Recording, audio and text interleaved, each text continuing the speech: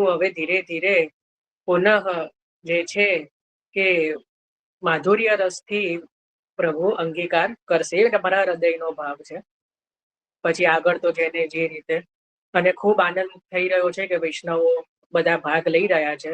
એટલે એવું વિચાર્યું છે કે કાલે આપણે રસિયાનો ક્રમ નહીં લઈએ, વસંત અને ધમાર ના પદો લઈશું. કારણ કે એવું પહેલા એવું વિચાર્યું હતું કે બધાને 5-5 મિનિટમાં સમય આપી દેવો અને બધા 5 મિનિટમાં જે લે, પણ એવું નથી કરવું, એમાં આનંદ નહીં આવે. આપણે કઈ એટલી બધી ઉતાવળ નથી, તો આપણે કાલે વસંત અને ધમારના કીર્તન લઈશું અને એના પછીના રવિવારે એકલા રસિયા જ લઈશું અને ગારીના કીર્તન લઈશું. ગારીનો મનોરથ પ્રભુને, કે કેવલ રસિયા એટલે એક પ્રકારે રસભરી ગારી પ્રભુને. તો ગારીની ધમાર છે, ગારીના કીર્તન છે, અને રસિયા એ જે છે એ એના પછીના, એટલે પાટોત્સવના પછીના રવિવારે, શિવરાત્રી છે આમ તો 13નો દિવસ છે મહાવદ, એ દિવસે આપણે રસિયા લઈશું અને કાલે આપણે વસંત અને ધમારના કીર્તનો લઈશું. કારણ કે ધમાર બી બધા રાગની છે અલગ અલગ, તો 2-3 ધમાર લઈ લઈએ તો મને પોતાને થોડું આમ કંઈક બાકી હોય એવું લાગે, મને એવું પોતાને એવું ફીલ થાય. જ્યાં સુધી મારો સ્વભાવ એવો કે લૌકિકમાં અને અલૌકિકમાં જે કરીએ ને એકદમ મનથી કરવાનું અને પૂર્ણ રીતે કરવાનું. એવું ભલે થોડું કરું, મને ઠાકોરજીની સામગ્રી મને બહુ એટલું બધું એ કરું, પણ સુંદર થવું જોઈએ. પછી 10-15 કરી દેવાની ને કેમ ભલી વાર ના આવે તો ખાલી પેલું કર્યાનો આનંદ રહે, જે મૂળ આનંદથી આપણે દૂર જતા રહીએ, એવો મારા હૃદયનો ભાવ છે. પછી આ દરેકના ભાવ અલગ અલગ હોય. તો મને એવું કે એક વસ્તુ પણ કરીએ ને પણ પૂર્ણ એકદમ પરફેક્ટ કરવાનું, એમ એવું મારું થોડું નેચર છે, મારું સ્વભાવ. તો એટલા જ માટે પછી આટલા બધા વૈષ્ણવનો આવ્યો પ્રતિસાદ, તો કોઈને મારે એવું બી ના કહેવાય કે ના ના હવે થઈ ગઈ સંખ્યા, હવે 1.5 કલાકમાં તો આનાથી વધારે હવે નહીં થાય, એવું નથી કરવું. બધા જ વૈષ્ણવ આનંદથી ભાગ લે અને બધા જ પોતાના ઠાકોરજીને, એવું નહીં કે અહીંયા સત્સંગમાં ગાન કર્યો, એ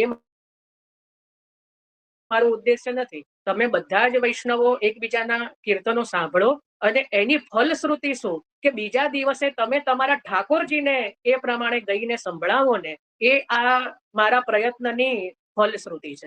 એનું એ હું ફલ માની લઈશ. એક વૈષ્ણવનો પણ એવો મેસેજ આવશે ને કે આજે તો જે બી કાલે પેલા અમે વૈષ્ણવ દ્વારા આ સાંભળ્યું ને પદ, તો એટલો આનંદ આવ્યો કે આજે અમારા પ્રભુને અમે સંભળાયું. બસ એ મારા જે કહેવાય ને, આ મારા પ્રયત્નની સફળતા છે, એ ફલશ્રુતિ છે. ને એવું જ કરજો કે આપણે આ જે કાર્યક્રમ કઈ મનોરંજન માટે, આનંદ પ્રમોદ માટે, આપણા સુખ માટે ના માનશો. કારણ કે મહાપ્રભુજીની આજ્ઞા છે દરેક કાર્ય ભગવદ સુખાર્થ હોવું જોઈએ.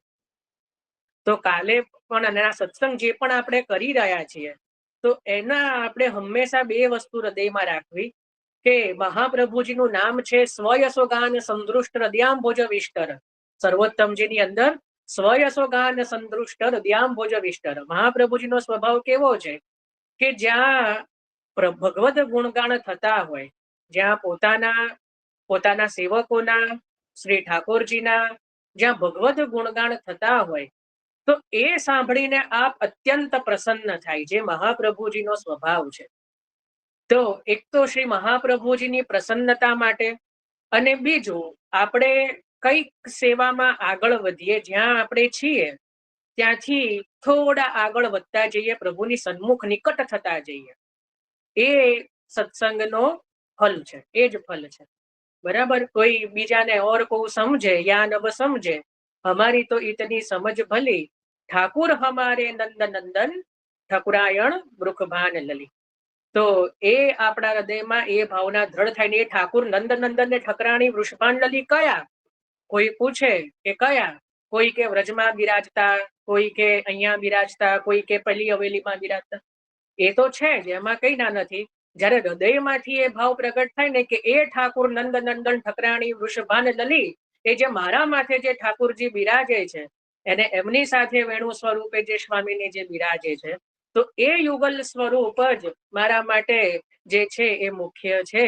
એ ભાવના જયારે આપણા હૃદયમાં દ્રઢ થઈ જાય એટલે સમજો કે આપણને સુબોધનીજી ફલિત થઈ ગયા.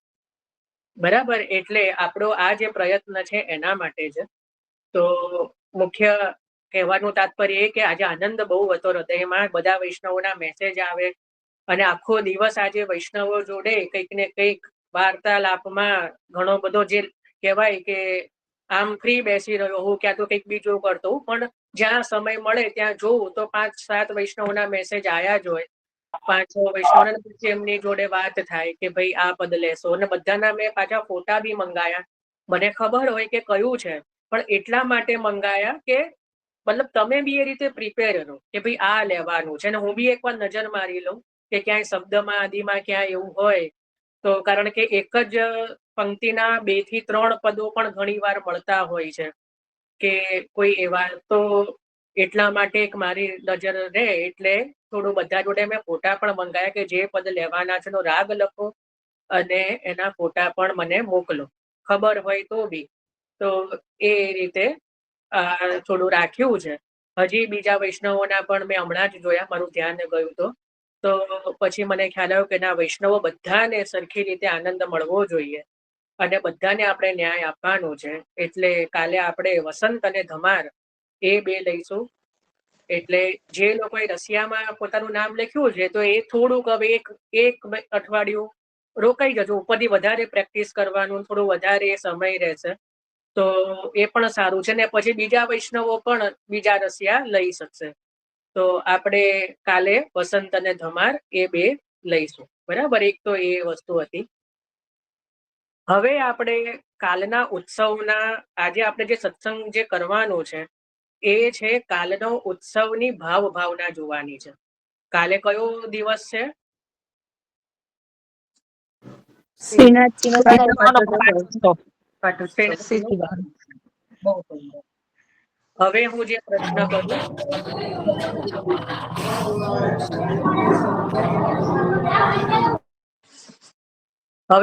પ્રશ્ન કરું, આગળ એમાં જેને ખબર હોય હેન્ડ રેઝ કરજો. કાલે શ્રીનાથજીનો પાટોત્સવ છે, બરાબર, બધાને ખબર છે. હવે પહેલા તો આપણે એ જોઈએ કે કાલના દિવસે કઈ લીલાઓ થઈ છે, બરાબર. જેને ખબર હોય હેન્ડ રેઝ કરે. મને ખબર છે બધાને નહીં જ ખ્યાલ હોય કે હું તમને કીધું કાલે 7 ઉત્સવ છે એક સાથે. કેટલા? 1 નહીં, 2 નહીં, 3 નહીં, 4 નહીં, 7 ઉત્સવ છે કાલે. એમાંથી આપણને આટલા વર્ષોમાં કેટલા ઉત્સવોની ખબર છે? પાટોત્સવ તો છે જ, પણ કઈ લીલાઓ થઈ છે? ચલો આપણે પ્રારંભ કરીએ. હિમાક્ષીબેન. અક્ષય તૃતીયાના દિવસે પાટે બિરાજાય આવે ને. કાલનો દિવસ મહાવત સાતમ છે. અક્ષય તૃતીયા કાલના દિવસે કઈ લીલાઓ થઈ? ચલો મીનાબેન.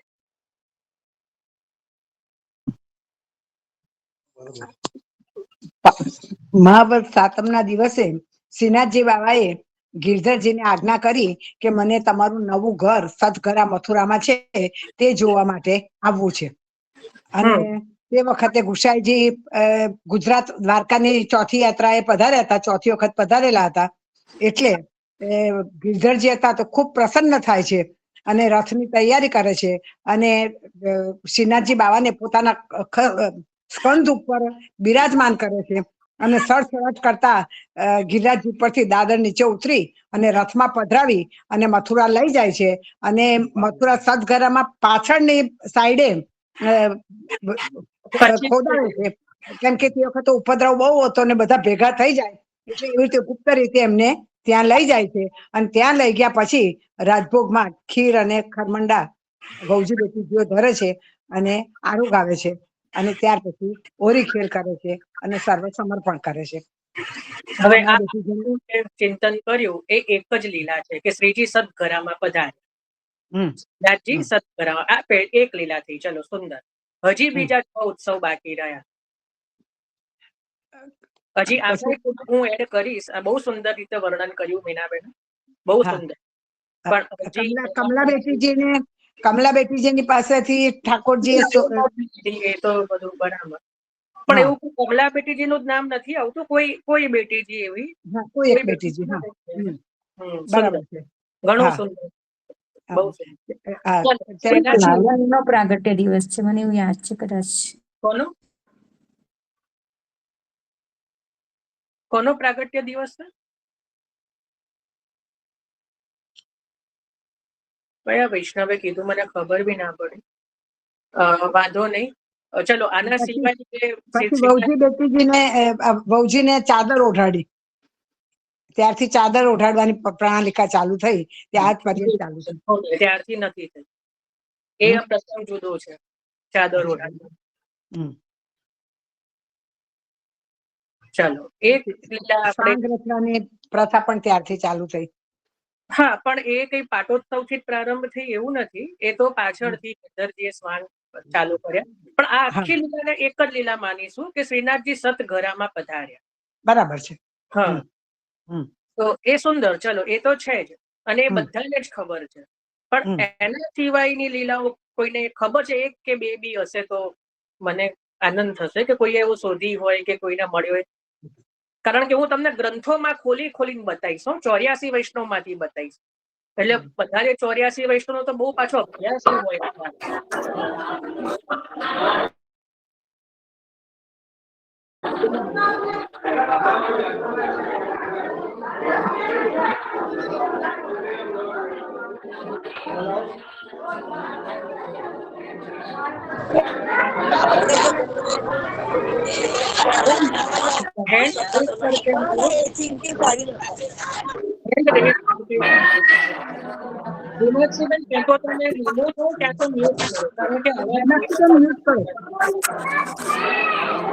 હું એકવાર રિમૂવ કરી દઈશ ને પછી કોઈ જોઈન નહીં કરી શકે, એ રીતનું મારે સેટિંગ છે.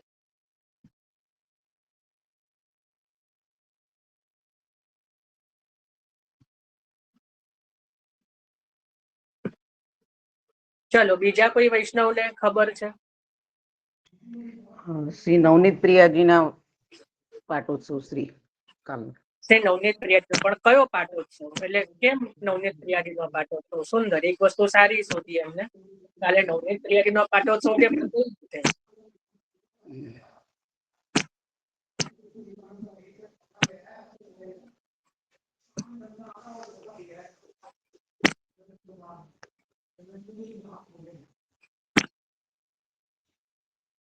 સુંદર. ચલો, હવે આપણે બહુ સમય નથી લેતા, પ્રારંભ કરી દઈએ છે.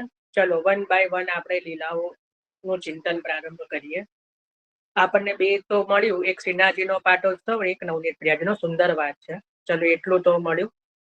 હવે જુઓ, હું 1 બાય 1 તમને પ્રારંભ કરીએ. આપણે સૌથી પહેલું જે મીનાબેને કીધું બહુ સુંદર, અને બધાને જે ખબર છે કે કાલે શ્રીનાથજીનો પાટોત્સવ, શ્રીનાથજી સ્વ ઈચ્છાથી સતઘરામાં પધાર્યા. સ્વ ઈચ્છાથી, કોઈ વિનંતીથી કે કોઈની પેલી એનાથી નથી પધાર્યા, સ્વ ઈચ્છાથી પધાર્યા છે. તો એટલે એ બહુ મોટી વસ્તુ છે. સ્વ ઈચ્છાથી પણ પધાર્યા, બરાબર. હવે એમાં પણ કોઈને કોઈ પણ જાતની આગમની એટલે પહેલાની તૈયારી વગર પધાર્યા. આપણે ધારો કે કોઈને ઘરે બોલાવીએ, સામાન્યતઃ માની લો કે કોઈ બાળકની પધરામણી હોય, ક્યાં તો કોઈ બીજા વૈષ્ણવો આવવાના હોય, તો આપણે કેટલી બધી આગલા દિવસે તૈયારીઓ કરીએ, બરાબર. આ તો સાક્ષાત શ્રી ગોવર્ધન ધરણ પધારવાના છે કે પધાર્યા છે, એની કોઈને કશી ખબર જ નહીં. કારણ કે શ્રીજીએ કોઈ એવી આજ્ઞા કરી જ નહોતી. મહાવદ સાતમના દિવસે સવારે તો ગિરધરજી શૃંગાર કરી રહ્યા છે, અને શૃંગાર કરતા કરતા શ્રીનાથજી આજ્ઞા કરી કે બાવા મોકું, આપકો ઘર દેખનો હે, બરાબર. તો गिरधर जी ચોંક્યા કે બાવા કશું તૈયારી તો હે નહીં. તો કે તૈયારી નહીં હે वो એ મારો પ્રોબ્લેમ નથી, જોવું છે. એટલે તો બાલહઠ, રાજહઠ ને સ્ત્રીહઠ, 3 હઠને કોઈ પહોંચી ના વળે. એટલે શ્રીજી તો બાલક છે, એટલે હઠ કરી તો કરી. કારણ કે ગુસાઈજી પણ નથી બિરાજ્યા અત્યારે. તો જેમ કીધું, બહુ સુંદર, એમને અભ્યાસ બહુ સારો છે. પાછી કઈ ગુજરાતની પ્રદેશ યાત્રા છે એની સંખ્યા સાથે મીનાબેને કીધું ને સાચું છે કે ચોથી ગુજરાત યાત્રામાં આપ શ્રી ગુજરાતમાં બિરાજમાન હતા. તો ગુસાઈજી પણ નથી, તો ગિરધરજી થોડા એ થયા. તો પણ શ્રીનાથજીની આજ્ઞા છે એટલે શ્રીનાથજીના સ્વરૂપને પોતાની કાંધ ઉપર અહીંયા પીઠ ઉપર પોતે પધરાયા. આના આખા બધા ભાવો બહુ અલૌકિક છે, એમાં અત્યારે નથી જતા.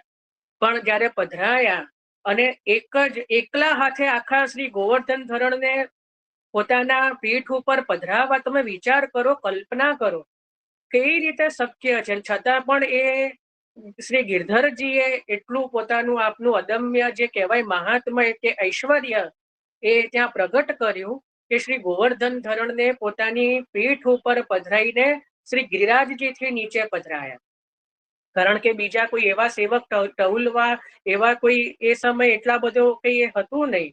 અને જે પોતે રથમાં શ્રી ગોકુલથી જતીપુરા સેવા માટે પધારેલા એ જ રથમાં શ્રીનાથજીને પધરાયા. હવે પેલી બાજુ, કારણ કે ગોપી વલ્લભનો સમય હતો, એટલે પેલી બાજુ વહુજી બેટીજીઓ રસોઈ કરી રહ્યા હતા. સમજો, જ્યાં સતઘરામાં 7 બાળકો, જો કે 7 બાળકોના વહુજી એ સમય નહોતા, મેં તો બધા સંવત સાથે મેચ કર્યા છે, તો 3 જ વહુજી હોઈ શકે એ સમય, જે મેં બધું સંશોધન કર્યું છે.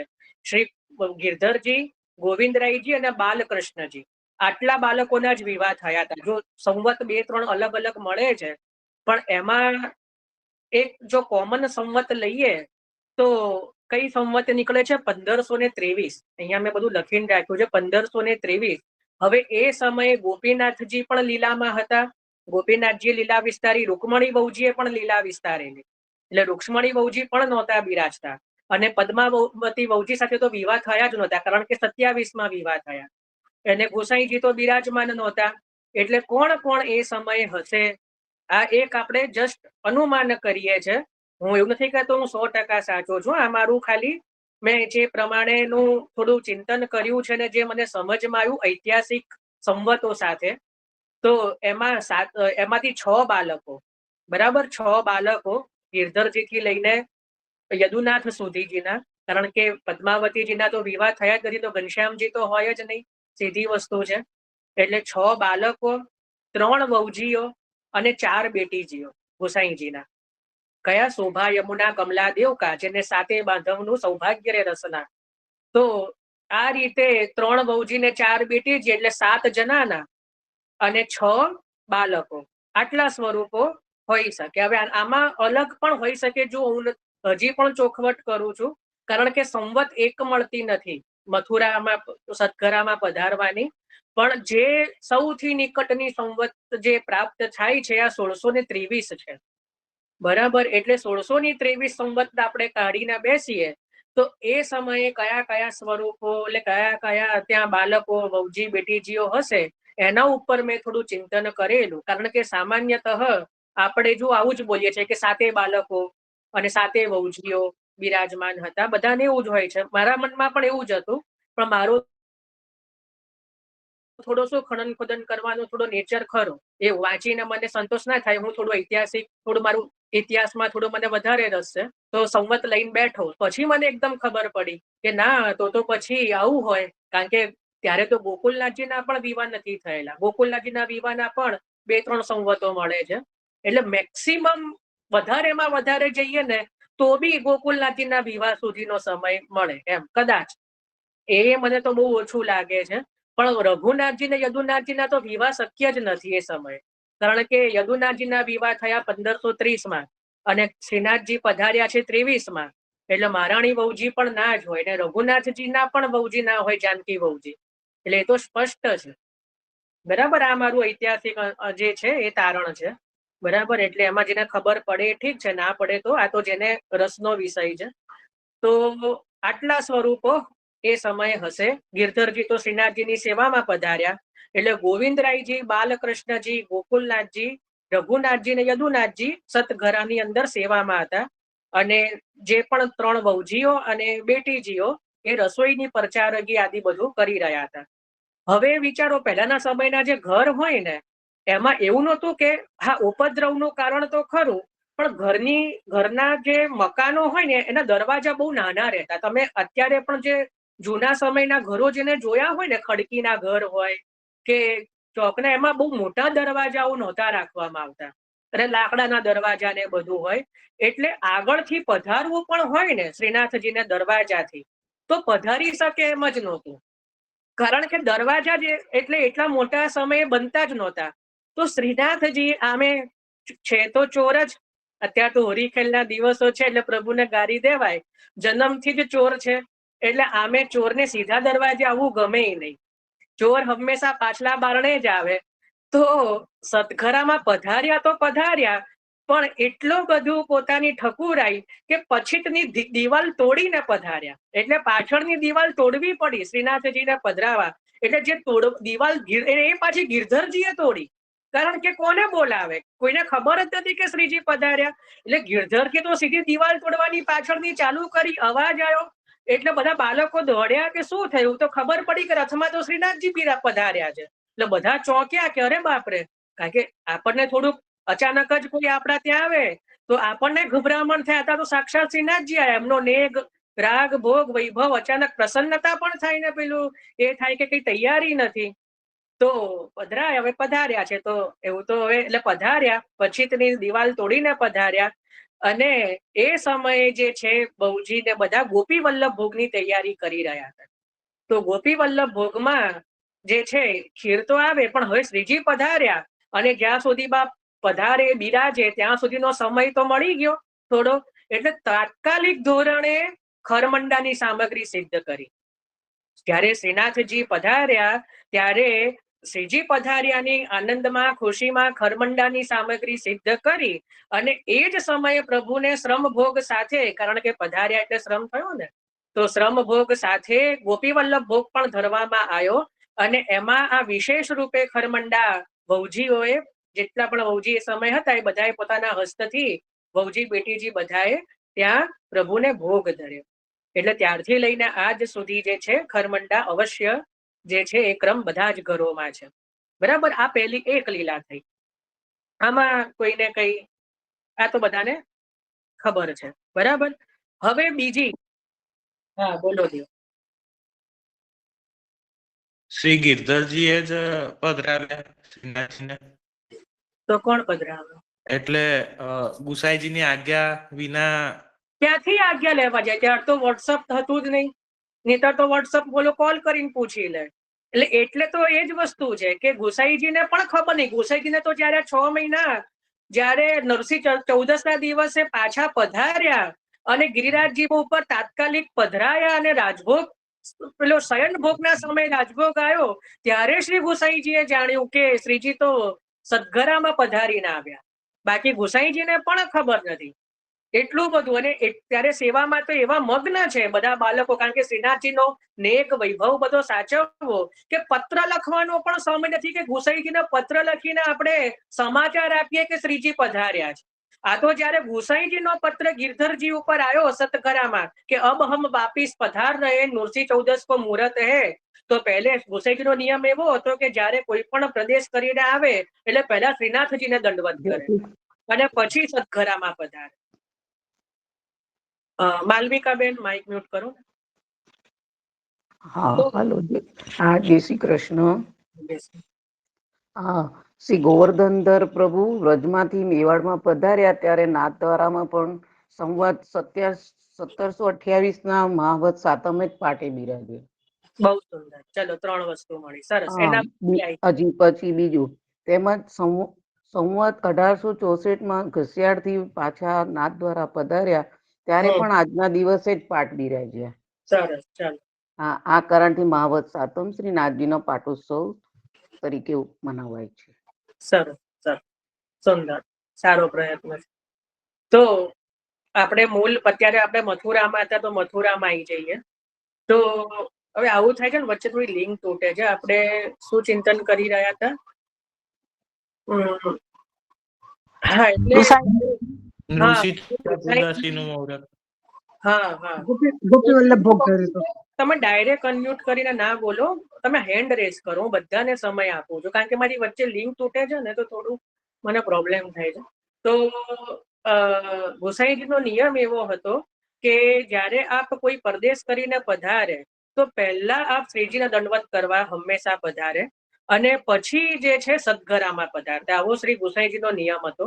એટલે જયારે શ્રી ગુસાઈજી સદગરામાં પધાર્યા જયારે ગુસાઈજી શ્રીનાથજી સદગરામાં પધાર્યા અને ગુસાઈજી પરદેશ કરીને પાછા આવવાના સમાચાર મળ્યા એટલે શ્રી ગિરધરજીને પછી થયું, શ્રીનાથજી આજ્ઞા કરી કે શ્રી ગુસાઈજી જો મને પર્વત ઉપર નહીં જુએ ને તો આપને એટલો તાપ થશે કે એ જ સમયે દસમ અવસ્થા થશે. સમજો, દસમ અવસ્થા કોને કહેવાય? કે પ્રાણ, આપણી ભાષામાં કે પ્રાણ નહીં રહે. એટલો બધો આપને તાપ થશે જો મને નહીં જુએ તો. એટલે તાત્કાલિક મને પધરાવો. એટલે નૃસિંહ ચૌદસ ના દિવસે શૃંગારના સમયે પાછા શૃંગાર કરીને પાછા આપ પધાર્યા. પધારવામાં ત્યાં પણ તૈયારીઓ કરવામાં એટલું મોડું થઈ ગયું કે સંધ્યા સમયે પછી રાજભોગ આવ્યો. એટલે એ અલગ લીલા છે. અત્યારે આપણે જે પધાર્યા છે એનું આપણે જોયું, બરાબર. તો આ પહેલી લીલા થઈ. ટોટલ 7 લીલાઓ જોવાની છે મહાવદ સાતમની. તો એમાં આ પહેલી લીલા થઈ, જેમાં સંવત કોઈને લખવી હોય તો લખી લેજો. 1523 અને ઈસવીસન 1557. ઈસવીસન 1557 અને સંવત જે છે 1500, વિક્રમ સંવત 1523. પણ આ જે છે ઘણી બધી સંવતો મળે છે, એમાં નિકટની સંવત છે, આ નજીકની, બરાબર. તો શ્રીનાથજી સતગરામાં પધાર્યા. હવે બીજી વસ્તુ, બધાએ 84 વૈષ્ણવના વાર્તાજી વાંચેલા છે, બરાબર ને? બધાની જોડે 84 વૈષ્ણવે બધાએ જ વાંચ્યું હશે. એમાં એક વાર્તાજી છે જાદવેન્દ્રદાસ કુંભાર. કના વાર્તાજી છે? જાદવેન્દ્રદાસ કુંભાર. હું તમને વાર્તાની સંખ્યા સાથે ને પાના નંબર સાથે કહું, એટલે એવું ના થાય કે હું હવામાં બોલી રહ્યો છું. આપણે પ્રમાણ સાથે જ ચાલવાનું. બધા જેની પણ જોડે પુસ્તકજી હોય એ પુસ્તકજી કાઢો. એમાં જુઓ, હું તમને વાર્તાની સંખ્યા કહું.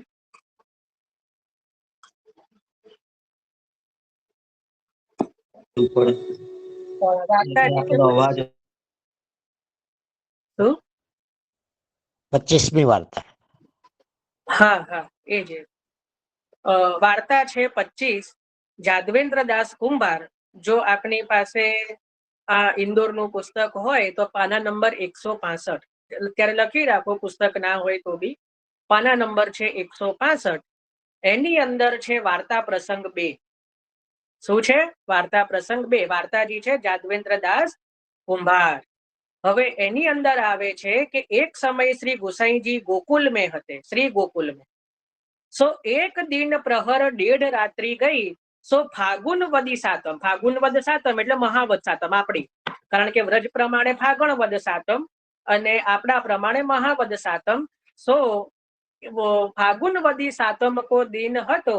તા સમય શ્રી ગુસાईजी ने श्री मुख सो कही, जो या समय मंदिर की नींव खोदी जाए, जो या समय मंदिर की नींव खोदी जाए तो भलो दृढ़ होय ऐसो मुहूर्त है, यह कही के आप तो पोड़े. और जादवेंद्र दास ने तत्काल नींव खोदी. बराबर. आज नींव खोदाई એ કયા મંદિરની, અને પછી આગળ પણ લખ્યું છે કે પાછે મંદિર બન્યો, એમાં છેલ્લે જે પંક્તિ છે, और श्री नवनीत प्रियाजी आदि वा मंदिर में बिराजे. तो आ कયું મંદિર થયું ગોકુલનું? કોઈને આઈડિયા આવે છે? હર્ષાબેન? રાજા ઠાકોરનું. મેં મ્યુટ નથી. કોઈ ખેમાક્ષી બેન નો અવાજ એવો આવે છે. રાજા ઠાકોરનું મંદિર, ગોકુલનાથજીનું મંદિર બાજુમાં છે. બહુ સુંદર. રાજા અવાજ આવે છે? ઠાકોરનું મંદિર. અવાજ આવે છે મારો? હા, સુંદર સુંદર હા. સુંદર.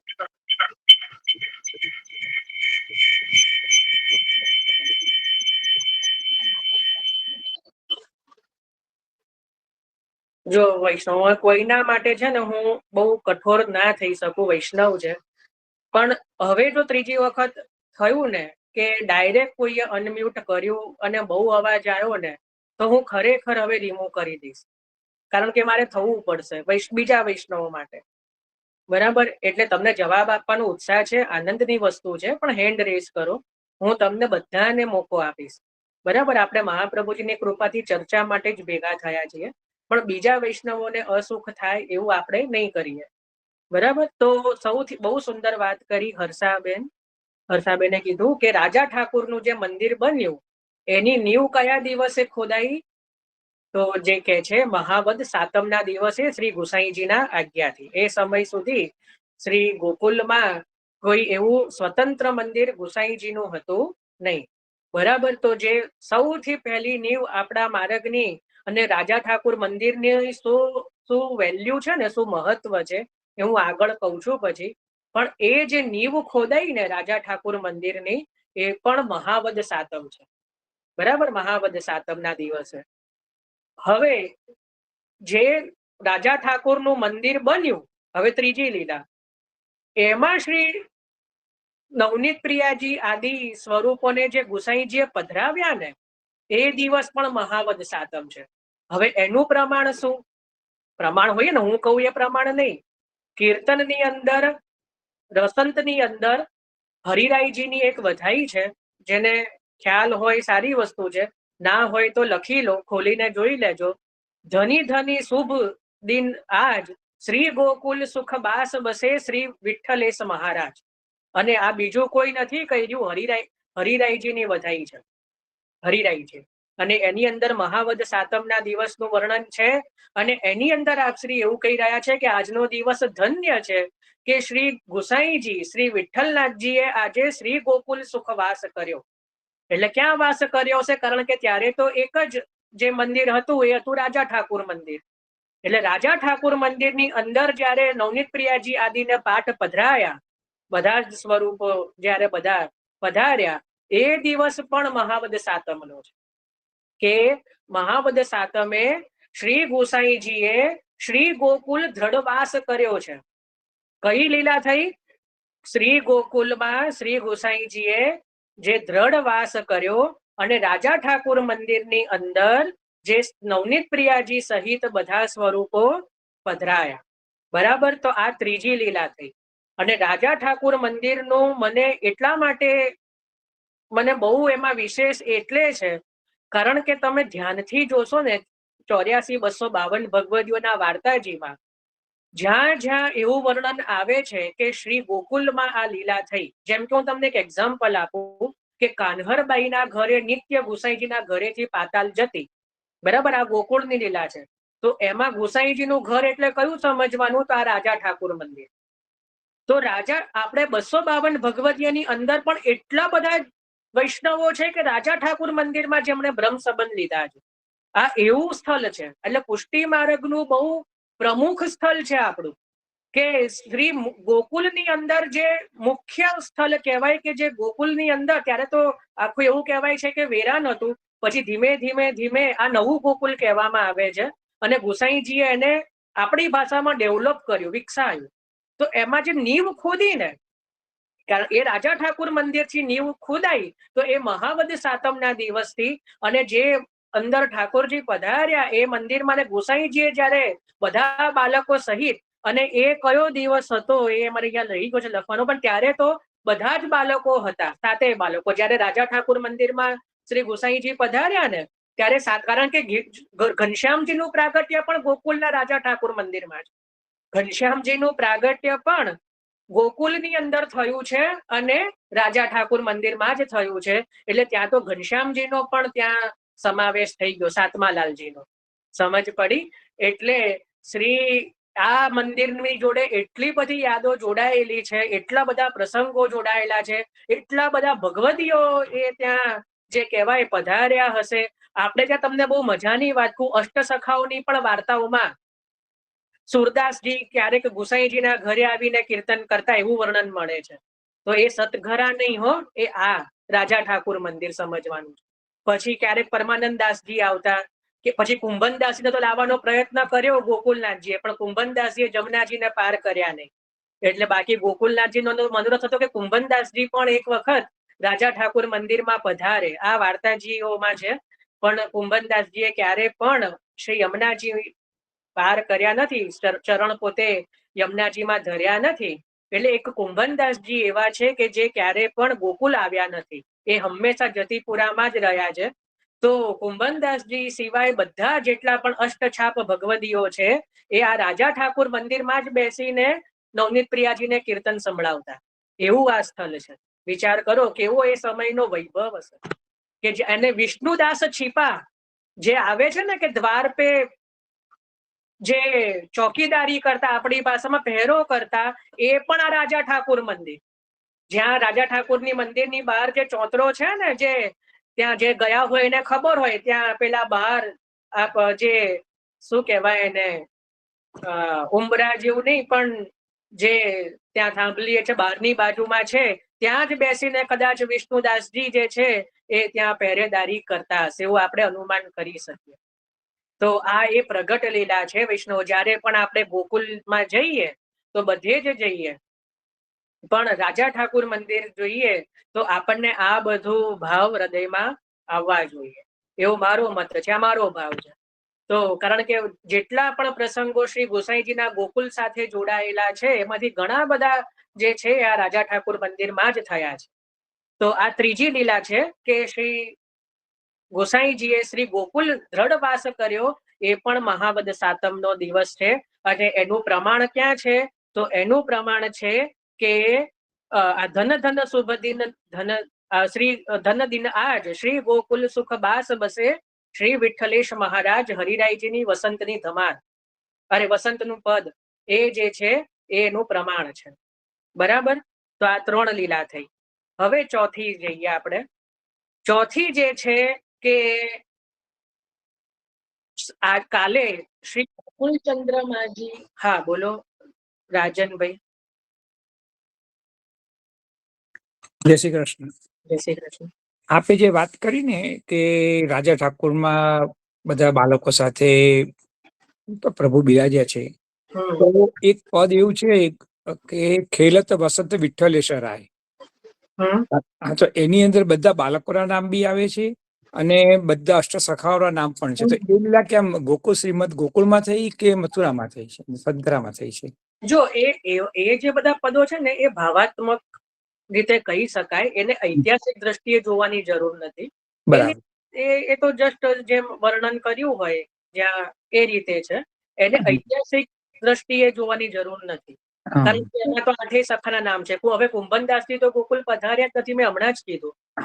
તો એટલે એ ભાવાત્મક છે એવું. અને ક્યારેક મને નથી લાગતું કે કોઈ એવા સખા હોય કે જે બીજા સખાઓના પણ નામ કીર્તનોમાં લે. આવું એક જ પદ મળી રહ્યું છે. હા, કૃષ્ણદાસ. હા, કૃષ્ણદાસ છાપ છે. એટલે કૃષ્ણદાસ છાપ વાળા પણ કઈ અષ્ટસખાના જે કૃષ્ણદાસજી છે કે બીજા છે એ જોવું પડે. કારણ કે કૃષ્ણદાસ પણ ઘણા બધા થયા. એટલે સુરદાસજી પણ, સુરદાસ છાપ વાળા પણ ઘણા થયા કવિઓ, ભક્ત કવિઓ. તો આપણે માની પણ લઈએ કે અષ્ટસખા વાળા જ હોય, માની લો, કદાચ માની લો. તો આ પદની છે ને પ્રમાણિકતા બહુ પ્રાપ્ત થતી નથી. કારણ કે અમુક પદો છે ને પાછળથી પણ ઉમેરવામાં આવ્યા છે. જે સંશોધન છે ને બધા પ્રાચીન બાળકોને પ્રાચીન ભગવદીઓ પણ સંમત થાય છે કે આપણી કીર્તન પ્રણાલિકાના અમુક પદો જે છે ને જે હવે બહુ પ્રસિદ્ધ થઈ ગયા પણ એને પાછળથી લખવામાં આવ્યા. તમને હું બહુ એક સૂક્ષ્મ દ્રષ્ટિ આપું વિચારવાની. તમને એવું એકે પદ નહીં મળે કે જેમાં 7 બાળકોનું કે જેમાં ઘનશ્યામજીનું વર્ણન ના હોય કહું છું. બરાબર. હવે તમે વિચારો યદુનાથજી અને ઘનશ્યામજી, આ હવે ઐતિહાસિક વાત કરું છું, એની વચ્ચેનો જે સમયગાળો છે ને, જે યદુનાથજીનું પ્રાગટ્ય 1515 કે 13 કે 15 કહેવામાં આવે છે અને ઘનશ્યામજી છે ને 10 વર્ષ પછી પ્રગટ થયા છે. તો શું 10 વર્ષમાં કોઈ 7 બાળકની વધાઈ ગવાઈ જ નહીં હોય? એવું શક્ય છે?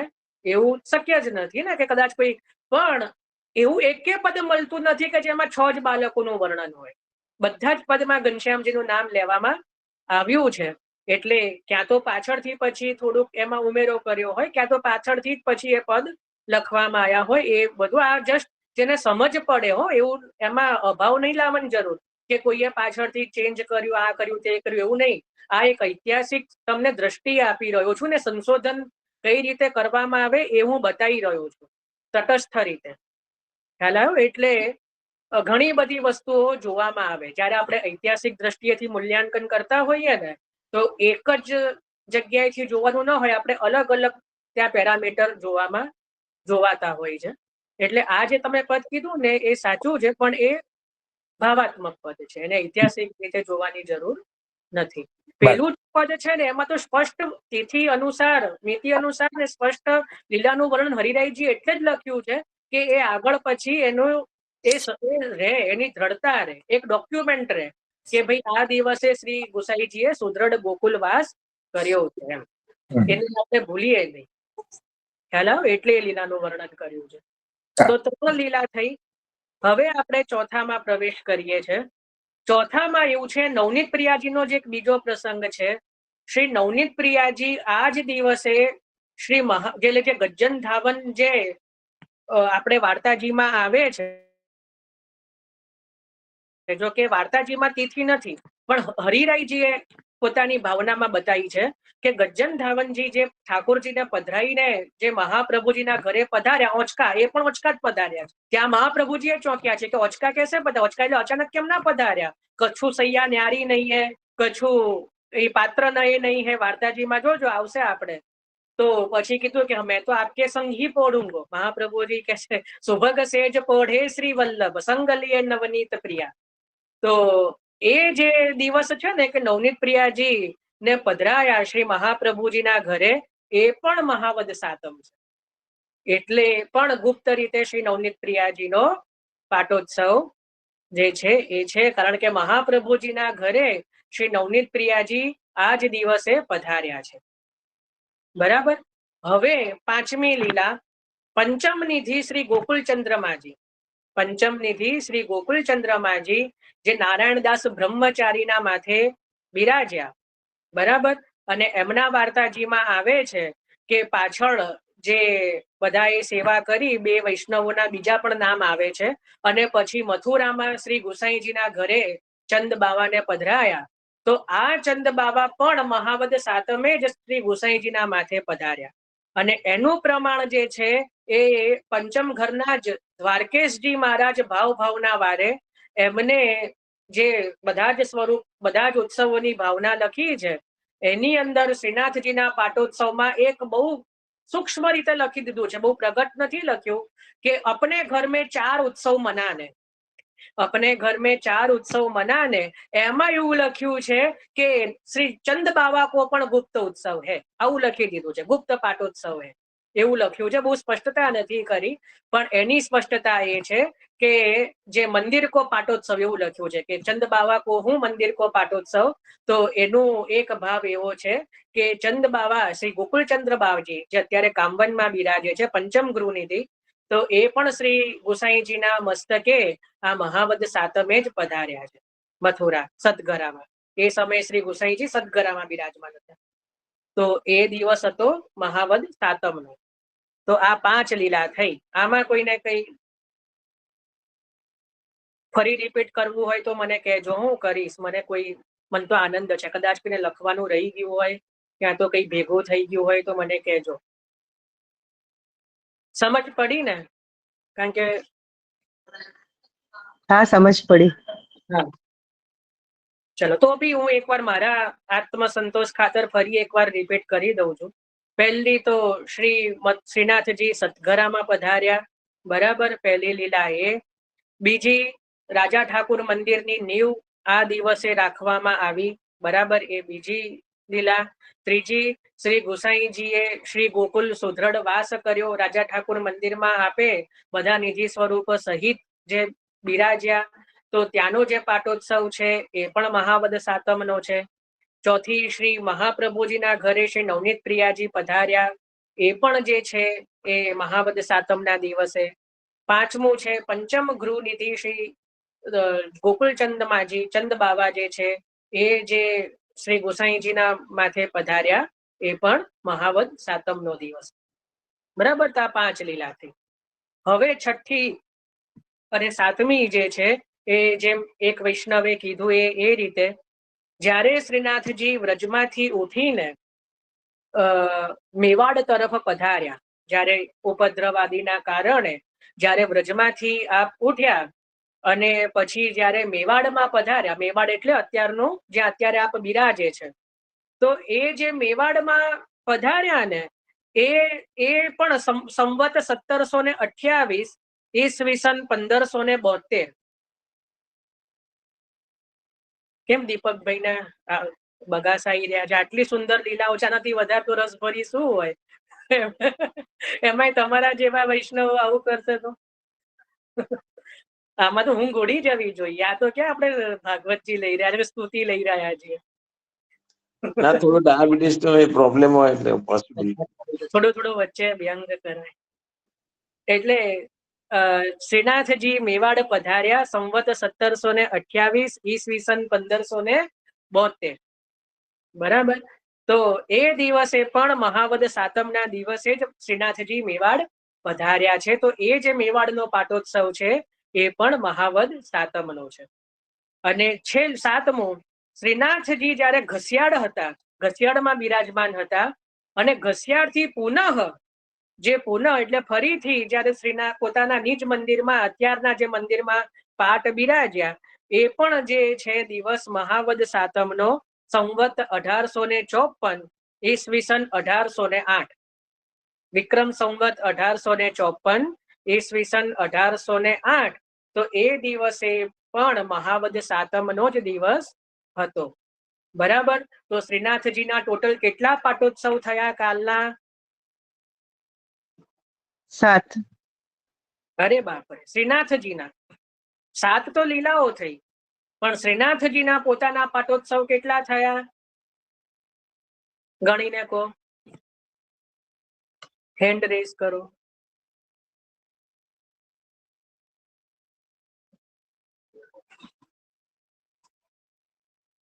ઈલાબેન? 3. કયા કયા ગણાવી દો? એક તો એક નાથ દ્વારા પધાર્યા, ને બીજું સોરી જય ભાઈ ભૂલાઈ ગયું. ચલો પહેલા તો જય શ્રી કૃષ્ણ કરતા ભૂલી ગયા આપને. જય શ્રી કૃષ્ણ. પારુલબેન? જય શ્રી કૃષ્ણ. એક તો પહેલું શ્રવણ 1523 શ્રીનાથજી સદગરામાં પધાર્યા એ. પછી બીજું શ્રીનાથજી વ્રજમાંથી જયારે મેવાડ પધાર્યા શ્રવણ 1728 એ બીજો પાટોત્સવ. અને ત્રીજું શ્રીનાથજી ઘસિયાળથી ફરી પોતાના નિજ મંદિરમાં પધાર્યા એ. બહુ સુંદર. સંવત 1854. એટલે કાલે શ્રીજીના 3 પાટોત્સવ છે, વિચારો. અને નવનીત પ્રિયાજીના 2. નવનીત પ્રિયાજી કે જે મહાપ્રભુજીના ઘરે પધાર્યા, અને શ્રી ગોકુલમાં જે રાજા ઠાકુર મંદિરમાં બિરાજ્યા, એ પણ ત્રીજો એ પણ ગણી શકાય. કારણ કે શ્રીજીની સાથે સાથે જ પછી તો જયારે મેવાડ પધાર્યા ત્યારે તો નવનીત પ્રિયાજી પણ સંઘમાં જ હતા. એટલે મેવાડ પધાર્યા ત્યારે બી, અને નવા મંદિરમાં પધાર્યા ત્યારે બી, ત્યારે નવનીત પ્રિયાજી તો જોડે જ હોય. એટલે એ રીતે ત્યાં નવનીત પ્રિયાજીનો પણ સંગે સંગે પાટોત્સવ આપણે માની શકીએ. તો એટલું છે. એના સિવાય શ્રી ગુસાઈજીએ શ્રી ગોકુલ સુદ્રઢ વાસ કર્યો, અને ચેચંદ બાવા પણ પધાર્યા. તો આ બધી જ લીલાઓ જે છે એ મહાવદ સાતમના દિવસે થઈ છે. બરાબર. ચલો હવે આમાં કોઈને કઈ વિશેષ કઈ? પછી આપણે હવે હજી એક વસ્તુ લેવાની છે, પાટોત્સવનું સ્વરૂપ. પહેલા આપણે કાલનો થોડો સેવાક્રમ બી જોઈ લઈએ, રાગ ભોગ સિંગાર આદિ થોડું સૂક્ષ્મમાં, કારણ કે ઘરની રીત અલગ હોય, પણ તો બી આપણે થોડું સૂક્ષ્મમાં જોઈ લઈએ. પણ અત્યારે આમાં કોઈને કઈ પ્રશ્ન આદિ કઈ બી જેના હેન્ડ રેસ છે એમાંથી કોઈને કઈ આગળના છે? જય શ્રી કૃષ્ણ. આ 1523 ઈસવીસન કીધી કે સંવત કીધું? 1523 સંવત વિક્રમ સંવત. વિક્રમ સંવત 1523 ના હોય ને, 1535 તો શ્રી વલ્લભનું પ્રાગટ્ય છે. હા હા, એ વાત સાચી. 1500 ને 1623. સોરી, મારે લખવામાં ભૂલ થઈ ગઈ. સોરી 1623. હા સોરી મારી ભૂલ છે. 1623. સારું, તમે ધ્યાન દોર્યું. મને બસ આવું, જો તમે સતર્કતા રાખી એ સારી વસ્તુ છે. કદાચ માં લખવામાં છે ને બધું એક સાથે લખવામાં ભૂલ થઈ હશે. તો 1623 સંવત સુધારી લેજો શ્રીનાથજીના સદગરાની. અને ઈસવીસન છે 1557. ઈસવીસન છે 1557.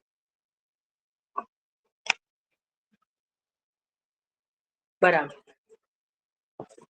તો સુંદર. ચલો, આ આપણે એક ભૂલ હતી, નહીં તો પાછું કાલે ફરી આપણે સુધારવું પડે. તો આપણે આ રીતે 7 લીલાઓ હતી, જે ઘણાને નહીં ખબર હોય. આની ઉપર છે ને એક બહુ પ્રાચીન ભગવદીએ ધોળ લખ્યું છે. પાટણમાં જેમ મેં પેલા ગુટકા બતાવ્યા હતા ને, પાઠના ને કીર્તનના, એવા જ ત્યાંથી પહેલા, હવે નથી મળતા, કાવ્ય રસાલિકા કરીને પુસ્તક મળતું હતું પહેલા, કાવ્ય રસાલિકા. એના પણ 7 અલગ અલગ બધા આવી રીતે ભાગ હતા અને બહુ સુંદર પુસ્તકો એ છપાયા હતા એ સમયે, કે જેમાં કીર્તનોના અર્થ સાથે બી ઘણા બધા કીર્તનો એમાં આપેલા છે. કાવ્ય રસાલિકા નામ છે. અને હવે એ છપાવાના બંધ થઈ ગયા છે. મેં તો બહુ વાર વિનંતી કરી, જે મેં ઘણા બધા નંબર બી આપ્યો છે પાટણના એ વૈષ્ણવનો, પણ હવે મારી વિનંતી તો સાંભળી નથી રહ્યા, કારણ કે 1-2 માટે તો આખી છાપે નહીં આ બધી. પણ ખરેખર એ વસાવા જેવા પુસ્તકો હતા કાવ્ય રસાલિકા, અને મહાપ્રભુજીની કૃપાથી મને એ પ્રાપ્ત હતા, કારણ કે હું પાટણમાં જ રહેલો છું. પણ હવે એ પુસ્તક મળી નથી રહ્યા.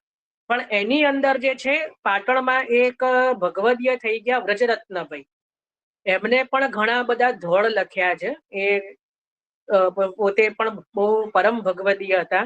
તો એમને આ મહાવદ સાતમનું એક ધોળ લખેલું છે, જેની અંદર આ બધી જ લીલાઓનું વર્ણન એમને પણ કર્યું છે. એમને પણ પોતે આ બધી જ લીલાઓનું વર્ણન કર્યું છે, કારણ કે એમને પણ અભ્યાસ બહુ જ હતો બધો સાહિત્યનો. એટલે પણ એક આપણી જોડે એક પ્રૂફ રહે કે આપણે જે આ ચિંતન કર્યું એમાં કોઈ એવું નથી કે ક્યાંયથી આપણે મન માન્યું કર્યું છે એમ. કારણ કે જ્યાં ભગવદીયની મોહર હોય, પ્રાચીન ભગવદીઓની, તો એ એક આપણી જોડે પ્રૂફ રહે કે આપણે જે ચિંતન કર્યું છે એ બરાબર છે. કારણ કે એની અંદર પણ આ જ 7 લીલાઓનું વર્ણન આપ શ્રી કરી રહ્યા છે, જે વ્રજરત્નભાઈ. એનું ધોળ પણ મારી પાસે બિરાજે છે. હું એનો ફોટો એવું હશે તો રાત્રે કે કાલે હું શેર કરીશ આપણા ગ્રુપમાં, તો તમે બધા પણ એનું ચિંતન કરી શકો. તો એ આપણે એનાથી પણ એ ખ્યાલ આવે. અત્યારે મને મળી નથી રહ્યું, કારણ કે આની અંદર બહુ બધી એમાં એ છે, અને અક્ષરો બહુ ઝીણા છે, નાનું પુસ્તક. પણ મેં હમણાં કાલે રાત્રે જ મેં વાંચ્યું હતું પાછું, એટલે હું શોધીને ફરીથી એનો ફોટો જે છે ને એનો આપણા ગ્રુપમાં મૂકી દઈશ. બરાબર? તો એ બી તમે એકવાર એ ચિંતન કરી શકો. બરાબર? પણ એનું નામ છે કાવ્ય રસાલિકા. જે પુસ્તકનું નામ છે એ કાવ્ય રસાલિકા. અને એમાં પંચમ ઘરના જ બાલક કોઈ થયા હશે પહેલા, ચંદ્ર ગોપાલજી મહારાજ, એમનો જ ત્યાં ચિત્ર છે, કારણ કે એમના કોઈ સેવકે મનોરથથી છપાયું હશે એ સમય. તો એના આ 6ઠ્ઠો 7મો ભાગ છે, આગળના ભાગો અલગ છે. તો આટલું છે. હવે આપણે કાલની, આમ તો સમય થઈ ગયો છે આપણો, પણ થોડું આપણે ચિંતન કરીએ કે ભોગ રાગ શૃંગાર. તો ભોગમાં તો જેમ કીધું કે મોટે ભાગે ખરમંડાની સામગ્રી વિશેષ રૂપે આવે છે. એના પછી શૃંગારનો ક્રમમાં તો નથી જતો, કારણ કે દરેક ઘરની રીત અલગ હોય છે. શ્રીનાથજીને ચોવાની ચોલી આવે છે કેસરી ઘેરદાર ઉપર, અને ચાકદાર ઉપર, અને મુખ્ય જે છે ચોવાની ચોલી આવે છે. અને પાઘનો જ શૃંગાર થાય છે, પાઘ અને મોરશિખાનો. અને જે કહેવાય કે ચોલીનો ક્રમ, હવે જો હોરી ખેલમાં છે ને 5 ચોલી આવે પ્રભુને. ચોલી સખી ભેખના ભાવથી આવે, તો એમાં ચંદનની ચોલી, પછી ચોવાની ચોલી, અબીરની ચોલી, ગુલાલની ચોલી અને કેસરની ચોલી. એ રીતે 5 ચોલી આવે. ઘણા ઘરોમાં 4 આવે, ઘણામાં 5 આવે છે. તો એમાં ચોવાની ચોલી જે છે, કેસરી વસ્ત્ર જોડે ચોવાનો રંગ થોડો વધારે ઉઠે, એટલે એ રીતે ચોવાની ચોલી એટલે સમજો છો ને કે જે પ્રભુ ઉપર જે વસ્ત્ર જે ધરે, વસ્ત્રની ઉપર ચોલી ધરે, તો અને એની ઉપર પછી ખેલ થાય. અને શૃંગાર તો સોનાના મીનાના જે પ્રભુ અત્યારે ધરે છે, અને ચોલી ઉપર પણ પછી ખેલ કરાવવામાં આવે. તો એ રીતનો ક્રમ છે. બધા ઘરોમાં ચોલી ના આવતી હોય, પણ આપણે શ્રીનાથજીનો ક્રમ લઈને ચાલીએ છીએ, તો ત્યાં જે મુખ્ય છે ચોવાની ચોલી આવે છે. કીર્તનની અંદર જે છે, તો એમાં ધમારના કીર્તનો તો વિશેષ રૂપે લેવાય છે. પછી આ વધાઈનું જે મેં કીર્તન કીધું હરિરાયજીનું, એ પણ લઈ શકાય, ધન ધન શુભ ઘરી દિન આજ. એના પછી જે છે શ્રીનાથજીના પાટોત્સવના શ્રી ગોવર્ધન રાય પ્યારે લાલા, એ જે બધાનું બહુ ગમતું પદ હોય છે, મને પણ બહુ પ્રિય છે, ગોવિંદ સ્વામીનું. તો એ પદનું પણ વિશેષ રૂપે ગાન કરવામાં આવે છે. તો આ રીતનો જે ક્રમ છે. હવે આમાં કોઈને કોઈ સેવા તાલિકામાં કઈ વિશેષ કઈ શેર કરવું હોય બીજા વૈષ્ણવો જોડે, કોઈ ઘરની એવી રીત હોય વિશેષ, તો કરી શકે છે. તો બધાને સમજ પડે કે અચ્છા આ ઘરમાં આ રીતે હોય છે.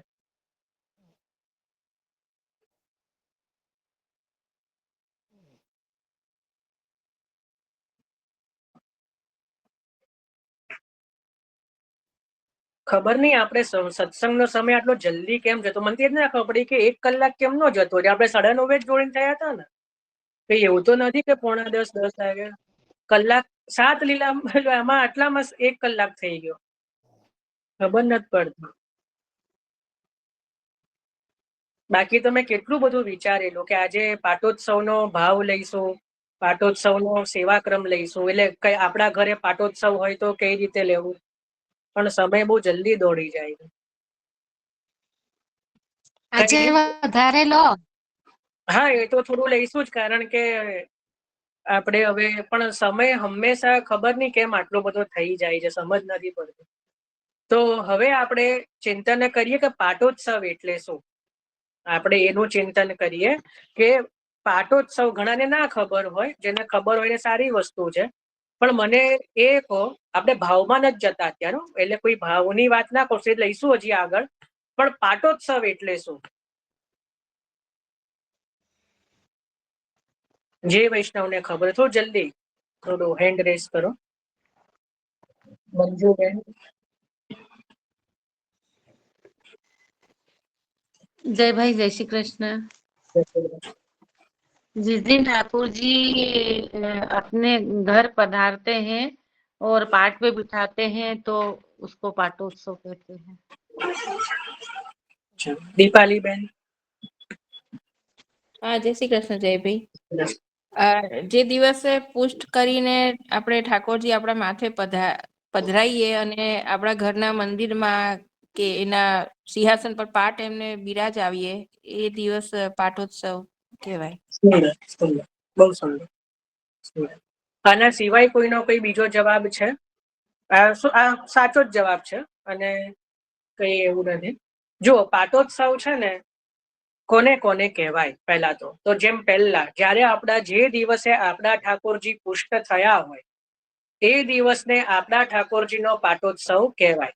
હવે કદાચ કોઈ વૈષ્ણવ એવું હોય કે જેને ખબર જ નથી કે મારા ઠાકોરજી કઈ તિથિના દિવસે પુષ્ટ થયા, તો ચિંતા કરવાની જરૂર નથી. શ્રીનાથજીનો જે પાટોત્સવ છે કાલનો મહાવદ સાતમ, એ દિવસને તમે ભાવાત્મક રીતે તમારા ઠાકોરજીનો પાટોત્સવ માની લો. દ્રઢતા, કારણ કે શ્રીનાથજીના પાટોત્સવમાં બધા જ સ્વરૂપોનો પાટોત્સવ પણ આવી ગયો. તો કદાચ તમને તમારા ઠાકોરજીના પાટોત્સવની તિથિ ખબર નથી કોઈ કારણોસર, કદાચ કોઈ મોટા એ પધરાયા છે, ક્યાં તો આપણને આપણે પધરાયા હોય પણ આપણને તિથિનો એવો આઈડિયા ના રહ્યો હોય તારીખનો, તો હવે એ મળતી નથી. તો શ્રીનાથજીના પાટોત્સવને તમે તમારા જે છે ઠાકોરજીનો પણ પાટોત્સવ માની શકો છો. તો પહેલું તો છે કે જે દિવસે આપણા ઠાકોરજી કે જ્યારે ઠાકોરજી પુષ્ટ થાય તો એ દિવસને એક તો પાટોત્સવ કહેવાય. બરાબર, આ પહેલું.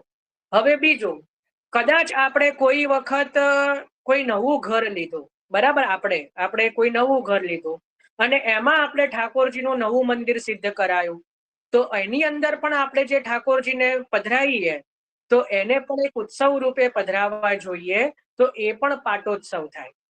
ત્રીજું, તમે નવું ઘર નથી પણ લીધું, પણ તમે તમારા ઠાકોરજીને કોઈ મંદિરમાં રિનોવેશન, આપણી ભાષામાં કંઈક નવું સિદ્ધ કરાયું, ક્યાં તો કઈ રિનોવેશન કર્યું, ઠાકોરજીને થોડા સમય માટે બીજે પધરાયા હતા, હવે આખું નવું સિદ્ધ થયું અને પછી તમે ફરી પાછા એ મંદિરમાં પધરાવો છો, તો આ કઈ લીલા થઈ કે જેમ શ્રીનાથજી મેવાડથી ઘસિયાળ પધાર્યા, ઘસિયાળથી પાછા પોતાના નિજ મંદિરમાં પધાર્યા, તો પાટોત્સવ મનાયો કે નહીં? તો એ જ લીલા થઈ કે આપણે પણ ઠાકોરજીનું મંદિર તો એ જ હતું, પણ થોડું કદાચ કઈ કારણોસર આપણે એને રિનોવેટ કરાયું, ક્યાં તો નવું આખું સિદ્ધ કરાયું, તો પુનઃ ફરી જયારે આપણે ઠાકોરજીને નિજ મંદિરમાં પધરાયા તો એ પણ પાટોત્સવ થાય. એનું પ્રમાણ, હવે પાછું કોઈ કે પ્રમાણ, તો 252 ભગવદીયની અંદર ભીષ્મદાસ ક્ષત્રિય કરીને એક વાર્તાજી છે, એક ભગવદીયના, એ ખોલીને જોઈ લેવાના કે જેમને સ્વપ્નમાં શ્રી ઠાકોરજીએ આજ્ઞા કરી, બાલ મુકુંદ પ્રભુ એમના માથે બિરાજતા,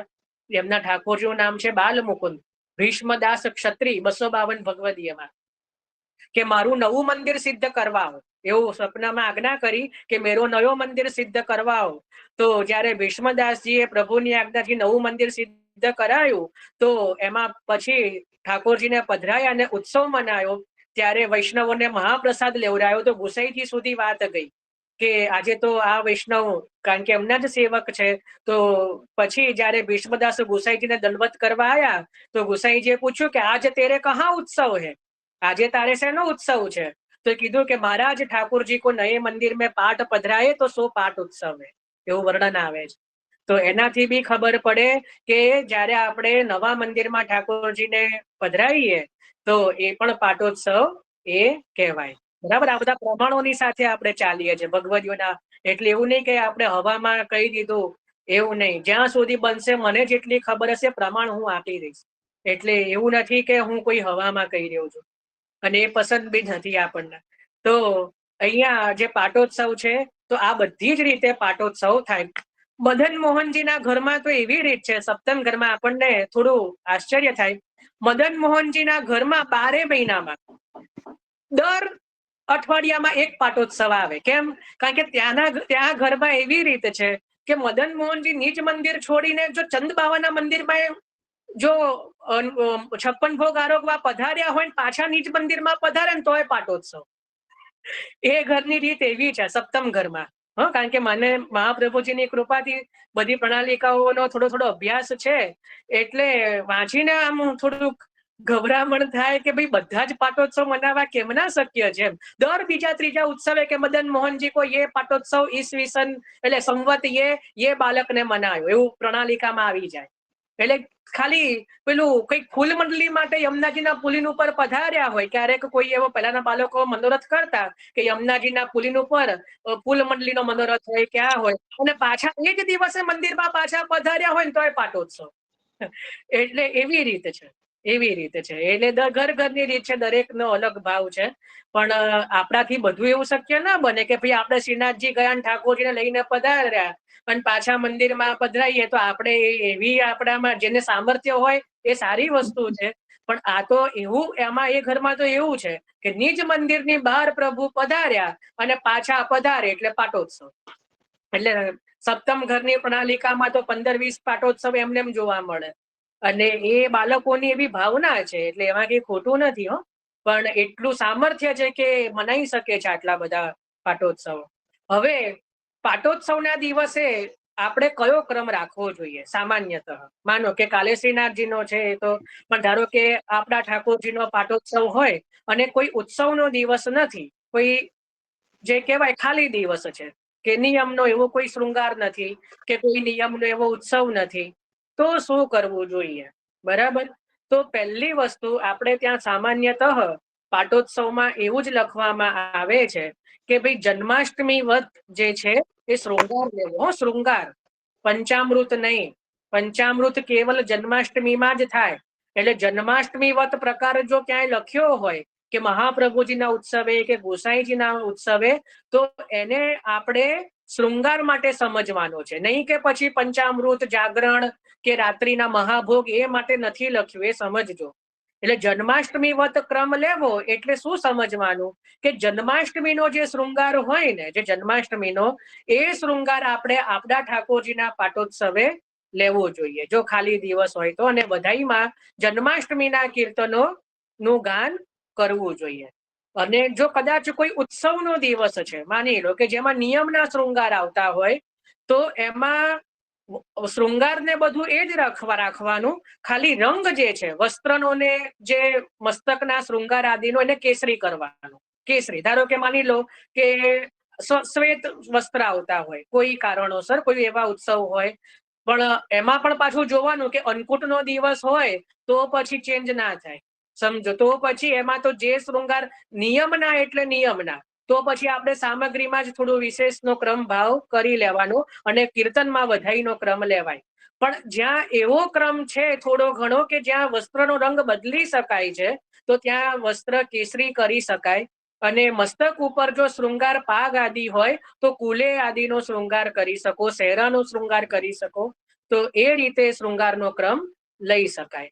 બરાબર. પણ જો એકદમ નિયમનો હોય કે ભાઈ આ જ વસ્ત્રોને શૃંગાર લેવા, તો પછી સામગ્રી અને કીર્તનમાં જે છે એ રીતનો આપણે ક્રમ એ દિવસે યોજવો જોઈએ કે જન્માષ્ટમીની વધાઈ જ્યારે પ્રભુ ભોજન આરોગવા બિરાજે ત્યારે બોલીએ, અને સન્મુખમાં પછી જન્માષ્ટમીની વધાઈનો ક્રમ લઈએ. અને તિલક જે ઠાકોરજીને છે ને પાટોત્સવના દિવસે તિલક થાય, કાલે નહીં થાય, શ્રીનાથજીના પાટોત્સવે નથી થતું, પણ આપણા ઠાકોરજીનો જયારે પાટોત્સવ હોય ને તો આપણે એક ક્રમ વિશેષમાં કરી શકીએ કે પ્રભુને તિલક પણ આપણે કરવાનું હોય છે. હવે તિલક કરવાનું એટલે ઘણા લોકો છે ને કંકુ ને પેલું મર્યાદા માર્ગમાં તિલક કરે ને એવું કરે છે. એવું નહીં, આપણે ત્યાંનો તિલકનો ક્રમ અલગ હોય, ક્યારેક સમજીશું આપણે.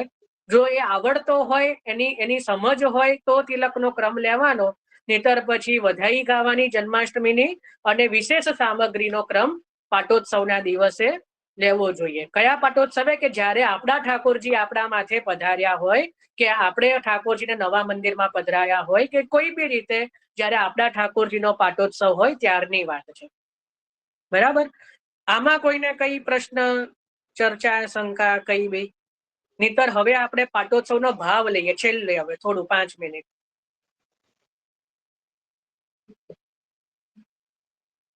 કોઈને સમજમાં કઈ પણ કઈ શંકા રહી હોય તો કહેજો.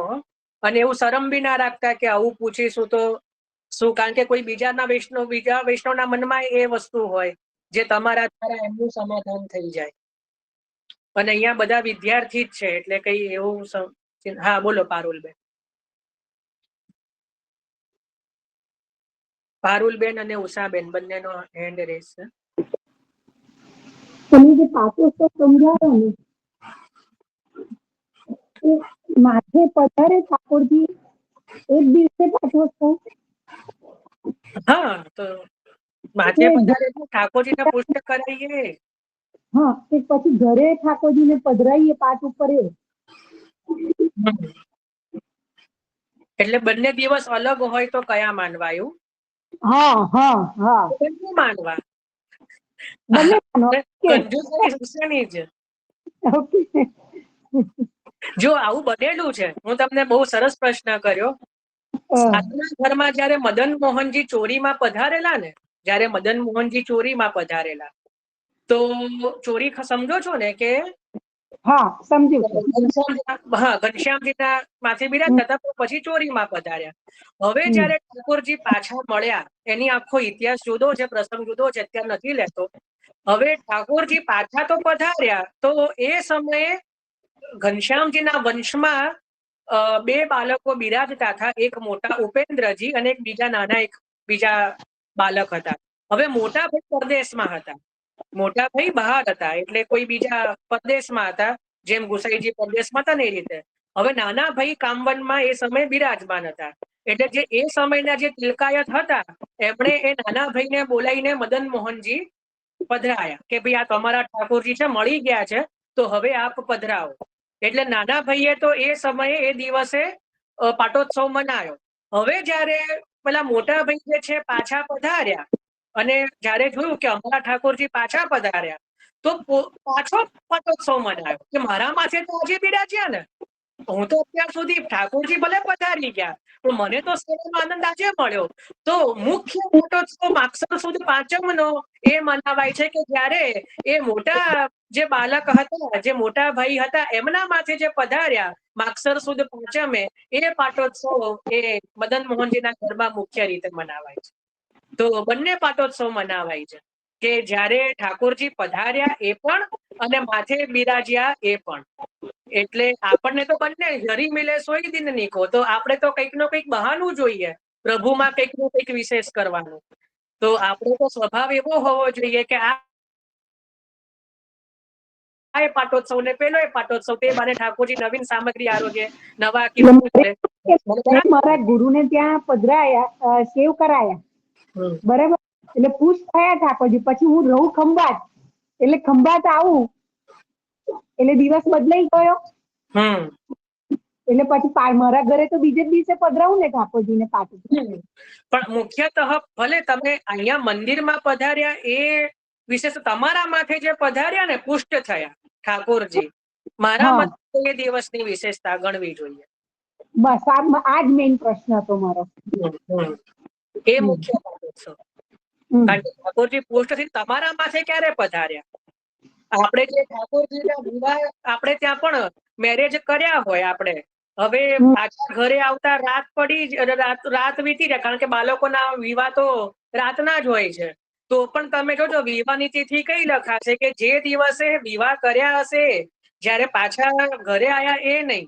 બરાબર? તો ઠાકોરજી પણ આપણને જે દિવસે મળ્યા આપણા માથે પધાર્યા, હરી મિલે સોળ દિનની કો, એટલે જે દિવસે આપણે જે દિવસથી તમે હક કરીને કીધું કે હવે આ મારા ઠાકોરજી, તો એ દિવસ તમારા ઠાકોરજીનો પાટોત્સવ. પછી તમે અહીંયા પધરાવો, ત્યાં પધરાવો, જ્યાં પધરાવો ત્યાં. બસ સરસ સરસ. પણ તમારા પ્રસંગમાં હજી જો મારો ભાવ એવો છે કે દિવસ તો બંને આગળ પાછળ જ હશે કે આ દિવસે પુષ્ટ કર્યા, માની લો છઠના દિવસે પુષ્ટ કર્યા અને સાતમે તમે તમારા ઘરે પધાર્યા. બરાબર? તો હું હોઉં ને, આ તો મારો ભાવ, જો તમારે કરવું કે તમને નથી કહેતો, હું 2 દિવસ બનાવું કે છઠના દિવસ નિયમના શૃંગાર કરું અને સાતમે દૂસરા શૃંગાર કરું. આપણે ત્યાં દૂસરો શૃંગાર પણ થાય છે દરેક ઉત્સવનો. આ તમે ખંભાતના છો દેવને પૂછજો, એ તમને બહુ વિશેષ રૂપે સમજાવશે. આ બધામાં એક્સપર્ટ છે. તો દૂસરો શૃંગારનો ક્રમ લઈને એ દિવસે પણ વધાઈનો ક્રમ લઈ શકો છો. પણ મુખ્ય દિવસ તો ઠાકોરજી પુષ્ટ થયા મારા મતે તો એ જ હોવો જોઈએ. બરાબર. ચલો, હવે કોઈને આમાં કઈ બીજું?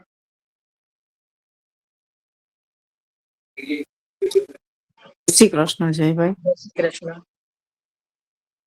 દૂધ મિશ્રી દૂધગરના ઠાકોરજી છે પુષ્ટ કરાવેલા, તો એમાં કયો ક્રમ આવે અત્યારે? આ છે ને પેલું વલ્લભજી કૃપા જેવું થયું.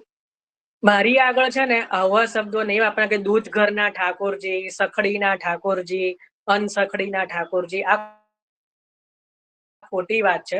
ઠાકોરજી ઠાકોરજી છે, તમે દૂધઘર ધરી રહ્યા છો. ઠાકોરજી દૂધઘર થી સિદ્ધ નથી થયા.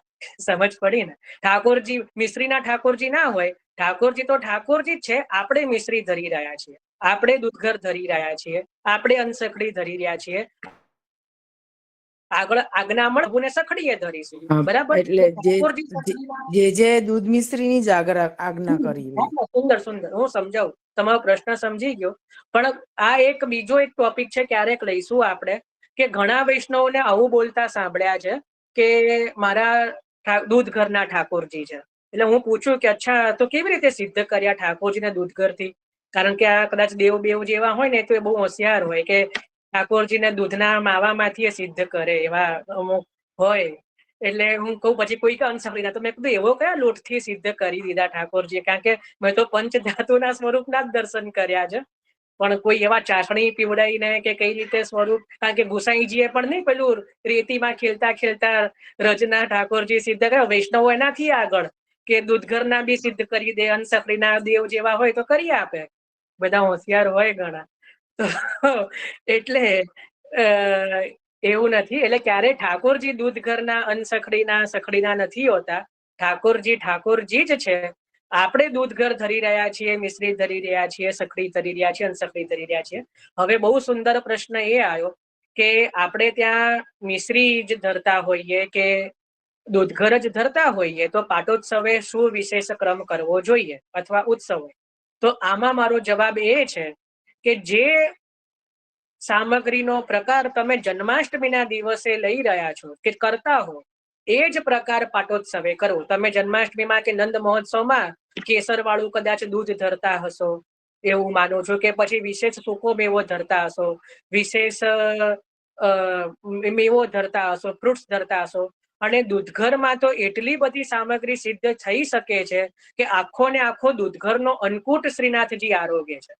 એ હવે આપણા ઉપર છે કે આપણે કેટલી સામગ્રી સિદ્ધ કરતા શીખીએ અને કેટલી આપણને આવડે છે. બાકી દરેક સામગ્રી જે સખડીમાં બની શકે ને, એ બધી જ સામગ્રી દૂધઘરમાં પણ સિદ્ધ થઈ શકે. એટલે થોડું જો તમને સામગ્રીમાં વિશેષ રુચિ હોય તો થોડું શીખવું. જો મને નથી આવડતી, હું ચોખ્ખું કહું છું, પણ જે વૈષ્ણવને આવડતી હોય દૂધઘરની એવી રીતે સામગ્રી સિદ્ધ કરતા, તો એમની પાસે શીખવી જોઈએ. તો તમે બધી જ સામગ્રી જે છે એ દૂધઘરમાં પણ સિદ્ધ કરી શકશો. સખડી જેવી જ, સખડીની જેમ જ આખી બધી જ સામગ્રી દૂધઘરમાં પણ કરી શકશો. એમાં જ્યાં જલનો પ્રકાર આવતો હોય ત્યાં નારિયેળનું જલ લેવાનું કદાચ હોય છે. નારિયેળના જલથી બધી સામગ્રી સિદ્ધ કરવાની હોય છે. તો એવો પણ આપણે ત્યાં પ્રકાર છે. અને માની લો એવું નથી પણ આવડતું કે ભાઈ એટલું બધું નથી આવડતું, તો પછી આપણે કેસર બરફી છે, કેસરના પેડા છે, એવું તો જે સાધારણ વસ્તુઓ છે કે મથુરાના પેડા, એ બધું તો આવડતું જ હોય એવું માનું છું. અને એ તો બહુ સરળ હોય છે. તો તમે એ રીતનું કરી શકો. જો ઉષ્ણકાલમાં પાટોત્સવ આવતા હોય તો આમરસની પણ એટલી બધી સામગ્રી સિદ્ધ થઈ શકે ને, આમરસ અને ટેટીમાંથી, કે એનો પણ એક અલગથી જે કહેવાય કે વિશેષ મનોરથ અંગીકાર કરાઈ શકો. એમાંથી એટલી બધી સામગ્રીઓ સિદ્ધ થાય છે, આમરસમાંથી પણ, એમના રસથી પણ, અને ટેટીમાંથી પણ. તો એ પણ એક અલગ ક્રમ આપણે સામગ્રીમાં લઈ શકીએ. બધું દૂધઘરમાં જ આવે. બરાબર? તો એ રીતે પણ તમે ક્રમ તમારી રીતે થોડું તમારી અનુકૂળતા પ્રમાણે અને આપણી જે થોડું આપણને આવડતું હોય એ પ્રમાણે કરી શકો છો. પણ જન્માષ્ટમીમાં, નંદ મહોત્સવમાં જેમ કરતા હોય એ રીતે પાટોત્સવમાં કરી શકો. બરાબર? કોનો પ્રશ્ન હતો આ કયા जय વિષય? श्री कृष्णा। जय श्री कृष्णा। હા, कल दूध घर में खरमंडा कैसे सिद्ध कर सकेंगे? દેવ છે ભાઈ, દેવ ક્યાં ગયો? આ દેવનું ડિપાર્ટમેન્ટ, દેવ છે. जय श्री कृष्णा। हाँ हाँ, दूध घर में कल खरमंडा कैसे सिद्ध हाँ, करेंगे? सुन लिया। દેવ છે ભાઈ આપણા ગ્રુપમાં? હા છે. દૂધઘરમાં ખર્ચા કેમ ના કરવાના? મને હું તો સકડીના જ મને પેલા ખબર છે, અનસકડીના. सिंपली पहले मावा सिद्ध करने का। ठीक है, फिर उसे उसे ठंडा होने देने का। जी। फिर उसमें जो हम सूखा मेवा का जो बूरा करते हैं मिक्सर में, जी। उसके अंदर मिश्री का जो बूरा होता है वो बदला देने का। जी। और मिक्स करके जो खरमंडा की जैसे जो पूरी बनाते हैं आटे में से, वैसे मावा की पूरी हाथ से सिद्ध करने की। थोड़ी वो ऐसे थोड़ा दबाते। हाँ, और जो पूरा वो सूखा मेवा का हमने तैयार किया वो उसमें पूरण भर देने का। फिर खरमंडा के जैसे फोल्ड कर देने का और उसपे वो लविंग चार दो साइड लगा देने के। જો હવે આ જે લવિંગનો ક્રમ છે ને, જે અનસકડીમાંથી જે ખરમંડા બને છે, એ ઓપ્શનલ છે. આ ખરમંડાની પણ 2-3 રીતો હોય છે. તો મને લવિંગ ખોસીને, કારણ કે પછી આપણે પણ ના લઈ શકીએ. કારણ કે હું તો નથી લઈ શકતો, તો મારી વાત કહું. અને મેં આ બાળકોને પણ પૂછ્યું છે, તો પૂરી તો એમને પણ મળી જાય. એટલે લવિંગ ખોસવાની જરૂર રહે નહીં આમ તો. કારણ કે એવી રીતે તમે પછી પેલું પૂરી સિદ્ધ કરીને પણ તળી દો ને, તો લવિંગ ખોસવાની બહુ જરૂર રહે નહીં. એટલે ઘણી જગ્યાએ લવિંગ એમાં આવે છે, પણ ઓપ્શનલ છે. એટલે જરૂર કમ્પલસરી નથી કે લવિંગ કરવું જ એમ. કારણ કે પછી તમે જેમ કીધું ને કે દરેક જગ્યાએ 2 લવિંગ, હવે એક પૂરીમાં 8 લવિંગ હોય, શું હાલત થાય? એટલે જરૂરી નથી એવું. પણ વાત સાચી છે કે ઘણી જગ્યાએ આ ક્રમ બી છે. અને દૂધઘરનો ક્રમ બહુ સુંદર કીધો જે દેવે કીધું. એ ऐसा होगा तो लिख के वो ग्रुप में शेयर कर देंगे. ये देव से मैं वो रेसिपी लेके हम अपने ग्रुप में शेयर कर देंगे. जी बिल्कुल कर दीजिएगा।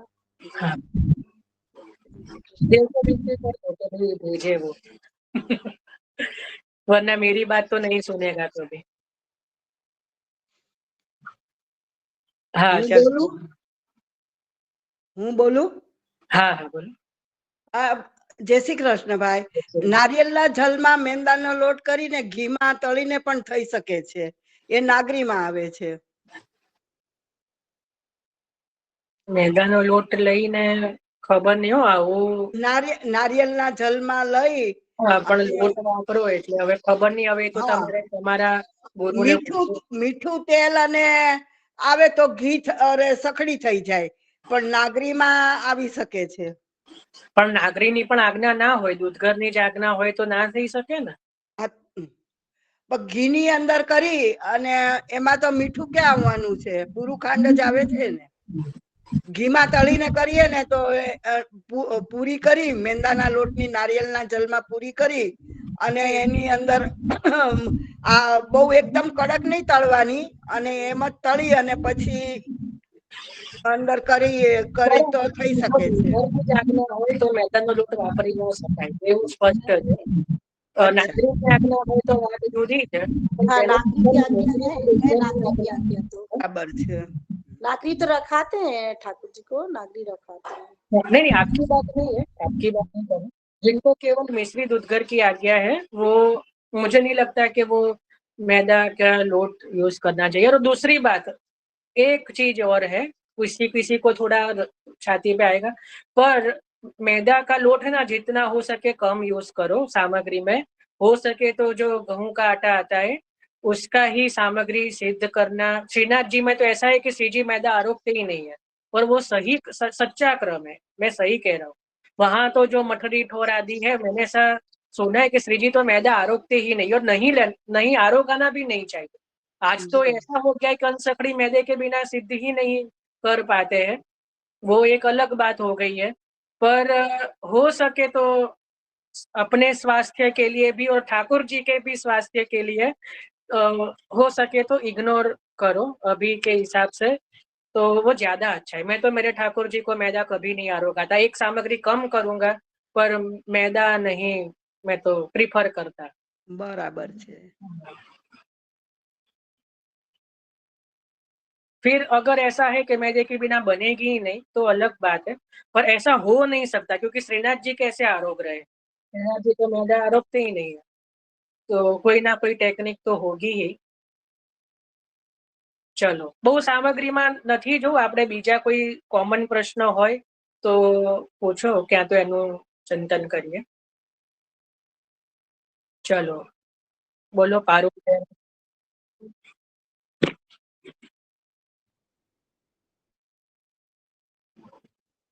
પહેલા હાથ કર્યો તો ને એ છે, ફરી નથી કર્યો મેં જયભાઈ। વાંધો નહીં। વિઠ્ઠલભાઈ। જય શ્રી કૃષ્ણ। મેંદો ઘઉં આવે એટલે દૂધઘરમાં તો ના જ વધે ને? શું? અનાજ આવ્યું એટલે દૂધઘરમાં તો ના જ ચાલે ને? દૂધઘરમાં એ તો મેં કીધું, નાગરીની આજ્ઞા હોય તો જેમ નારિયેળના જળથી કીધું એ કદાચ ચલો એક માનીએ, પણ જો દૂધઘરની જ આજ્ઞા હોય તો કોઈ પણ પ્રકારનો લોટ જે છે એ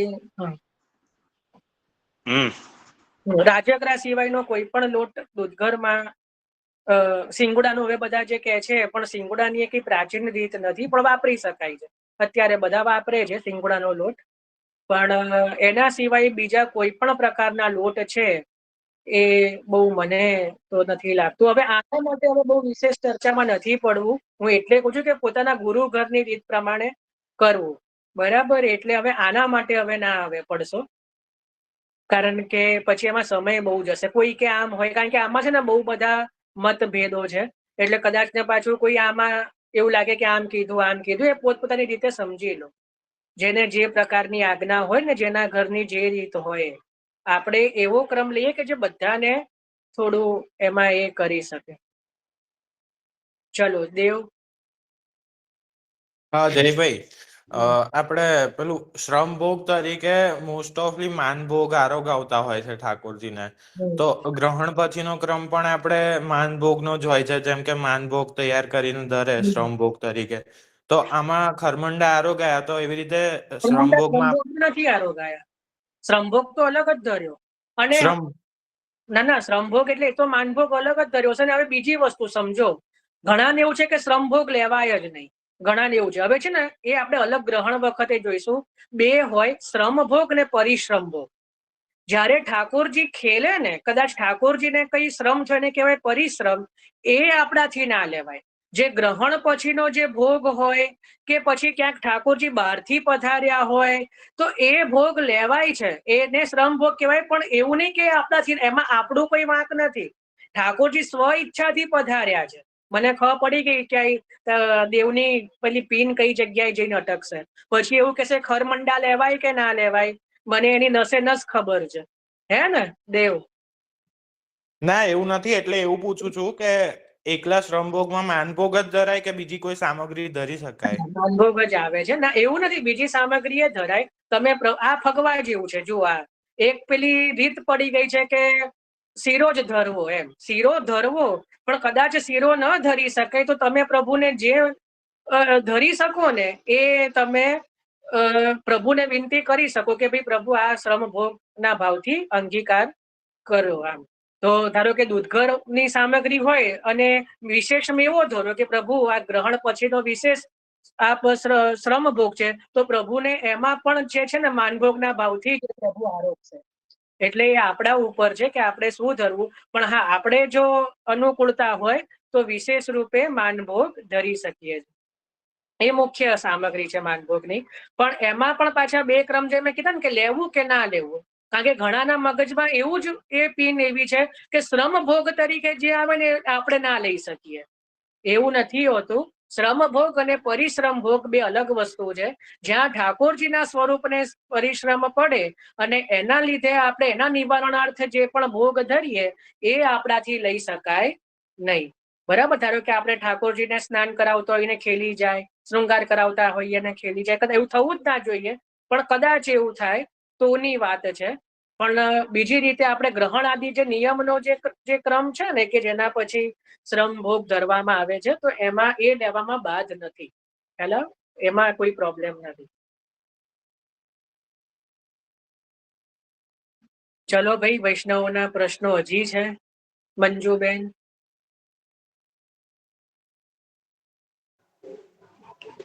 जय श्री कृष्ण। जय भाई। मैं यूं कह रही थी कि श्रम भोग, अभी एक ऐसी घटना घट गई थी मेरे यहाँ कि बहू का एक्सीडेंट होते होते बचा था, तो फिर प्रभु को श्रम भोग धराया था। मैंने कहा प्रभु ने इतना श्रम उठाया कि मतलब बहुत बिल्कुल एकदम बाल बाल बज गई वो। तो फिर वो वाला श्रम भोग अपन को लेना कि नहीं लेना?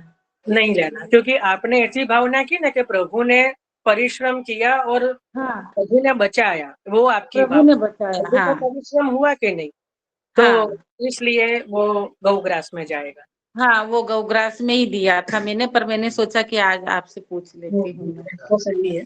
जहाँ पे अपनी ऐसी भावना है कि मेरे प्रभु को परिश्रम हुआ, हुआ, हाँ, जहाँ पे अपनी ऐसी भावना है वहाँ का वो जो भोग है वो नहीं, वो मतलब ये नॉर्मल आप समझ लो कि जहाँ मन में ऐसी भावना है कि अपने प्रभु को इस चीज से परिश्रम हुआ, तो वहाँ पे अभी ग्रहण में अपना हाथ नहीं है कि हम राहु केतु को खसेड़ नहीं सकते है ना, तो अपने हाथ में नहीं, तो जो चीज अपने हाथ में ही नहीं है तो उसमें अपना कोई लेना देना नहीं है, तो उसमें तो हम आराम से ज्यादा वो आप ले सकते हो, उसमें कोई प्रॉब्लम ले सकते हैं। अच्छा अच्छा, ठीक है ठीक है। जय श्री कृष्ण। जय श्री कृष्ण।